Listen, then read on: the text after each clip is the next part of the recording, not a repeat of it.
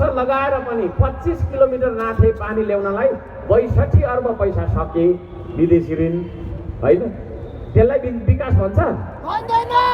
Coca खोलाको पानी ल्याउनलाई 98 दिनमा मात्रै 43 किलोमिटर घुमाउँदै सरकारको पैसै नलगाइकन त्यतिकै पो ल्याइयो। अचम्म लाग्छ है। विकास भनेको त्यो हो नि।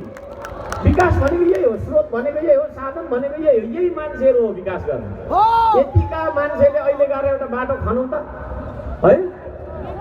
म लेखेर दिन्छु, एकै दिनमा तपाईँको छैन 3-4 करोडको काम हामी गर्छौँ। एक दिनमा 3-4 करोड 5 करोड काम गऱ्यौँ भने कति काम गरिन्छ होला यसो विचार गर्नु न।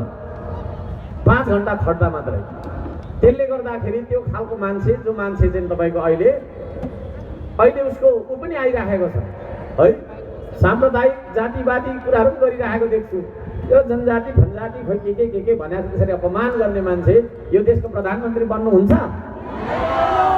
सुजिन्द्र तामाङलाई भोट हाल्यो भने उसले त्यहाँ हाल्ने हो क्या, गगन थापालाई प्रधानमन्त्री बनाउने। अब एकजना छ निकै फुलफुल गर्छ है साथी पहिलेदेखिको मनोज भट्टराई भन्ने तल 17को वडा अध्यक्ष थियो पहिला होइन। तारालाई भोट हालेर के हुन्छ? ऊ प्रधानमन्त्रीको क्यान्डिडेट हो र होइन? ऊ के को क्यान्डिडेट हो भन्दाखेरि त्यो एउटा सांसदको क्यान्डिडेट मात्रै हो। त्यही हो, यसो ढ्याप गर्ने। उसलाई जिताएर पठायो भने उसले प्रचण्डलाई प्रधानमन्त्री बनाउनलाई भोट हाल्छ। प्रचण्ड फेरि कस्तो मान्छे थाहा छ? राईहरूलाई तिमीहरूको राज्य दिन्छु, लिम्बूलाई तिमीहरूको राज्य दिन्छु भनेर राई र लिम्बूलाई झगडा गरेर झन्डै छाता चमक्का ढाका है। तामाङलाई तामसालिक दिन्छु अरे, मगरलाई मगर राज दिन्छु अरे, के भन्न खोजे हो त्यो होइन? दिन्छु भनेपछि त दिनु पनि पर्छ नि त फेरि नेताले त होइन र। अब मैले पानी लिएर खुवाउँछु भने खुवाइ कि खुवाइन है। तर त्यसमा म एकछिन आउँछु। अहिले चाहिँ फेरि कृत्रिम अभावहरू बनाउँदैछन्, ट्याङ्कर व्यवसायहरू गर्ने होला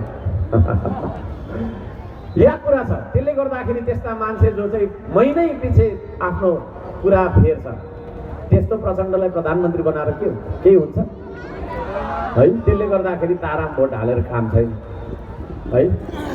कम्फर्टेबल सरकार भन्छ, घरि के भन्छ, उसको थुप्रै छ भ्रष्टाचारको किस्सा पनि। यो क्यान्टोनमेन्टको किस्सा अरे खोइ बुढी गण्डकी बाबुरामले नै भनिन्थ्यो, कति अर्ब यिनीहरूले खाएको म छु भन्थ्यो, खोइ उसलाई डिबेट काटेन पनि त्यो कुरा पनि कहिले। त्यस्ता खालका तपाईँको भ्रष्टाचार र उ गर्ने मान्छेहरूलाई हामीले चाहिँ तपाईँको प्रधानमन्त्री बनाउनु हुँदैन है।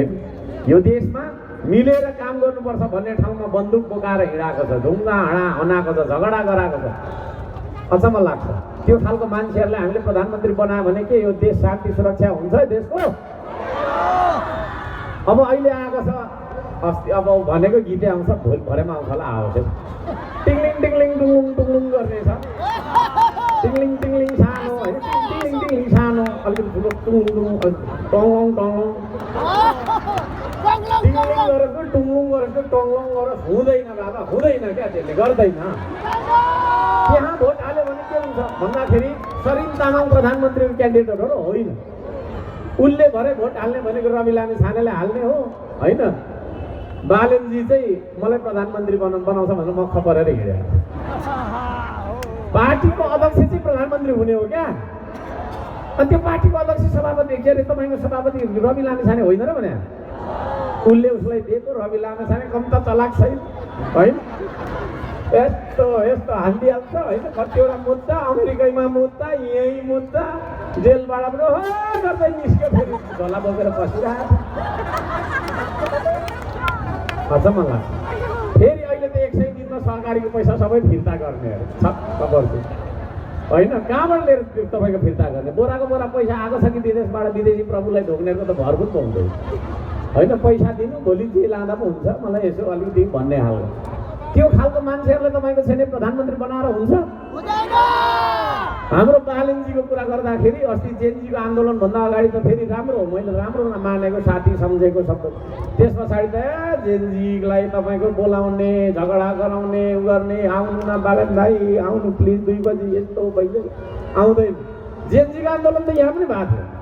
भानुचोकमा 12 बजीमै म यहाँ आएको, सबै जेनजीलाई खुसी बनाएर होइन? नगरपालिकातिर जाँदै गरेको जेनजीको हुल पनि त्यसो घुमाएर यहीँ लिएर समापन गरे।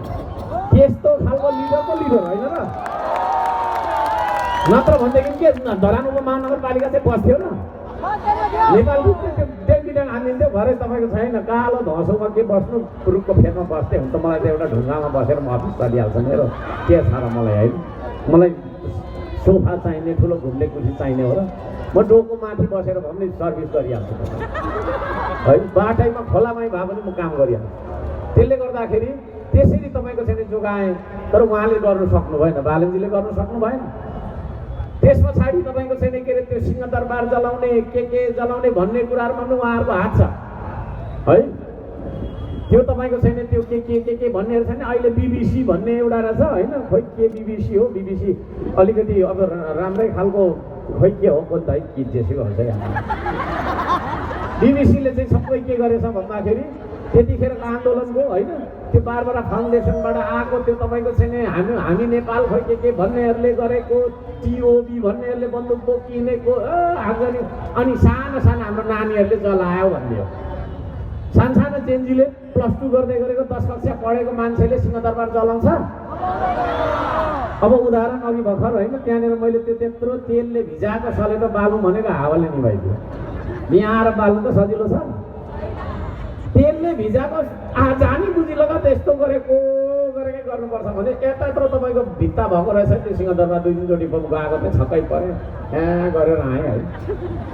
त्यहाँभित्र त सिङ्गै पो छ कि जस्तो लाग्ने क्या, अब म त भुइँ मान्छे होइन, तपाईँहरूसँगै काम गरी हिँडेको मान्छे हो नि त होइन र, सिङ्गै पो छ कि भनेको त त्यहाँभित्र फेरि ओ गयो लाटा नेता बसिरहेको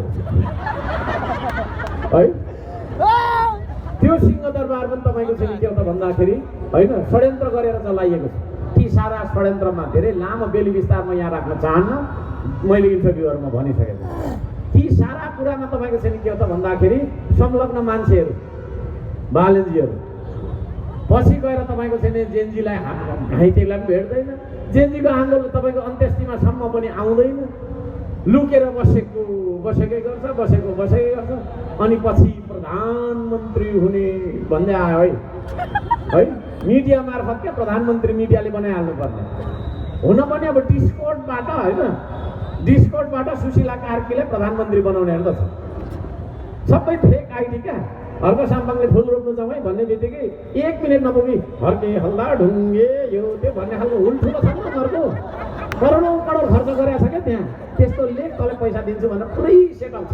त्यस्ता मान्छेहरूले फेसबुकबाट प्रधानमन्त्री बनाउने जो चाहिँ 5 महिनासम्म लुकेर बस्छ डरले है।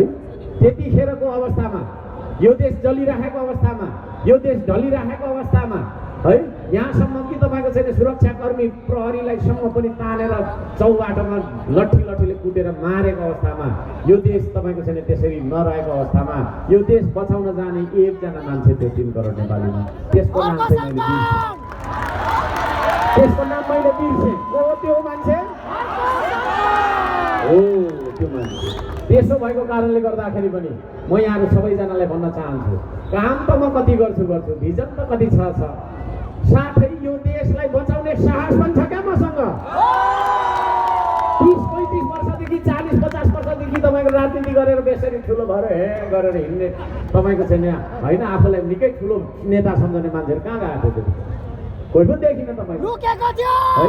त्यसो भएको कारणले यो देशमा कोही पनि मान्छे रहेनछ यो देशलाई बचाउन सक्छु भन्ने साहस गर्ने।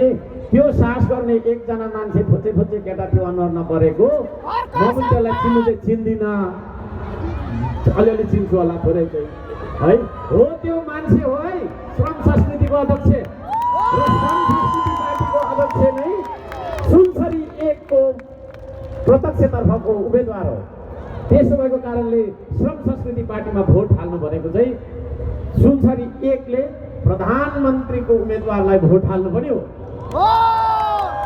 म त्यो पनि भन्न चाहन्छु, धेरै कुराहरू यस्तो उस्तो भन्नुहुन्छ होइन, लजिक त्यो कतिले भन्छ सांसदको के अरे तपाईँ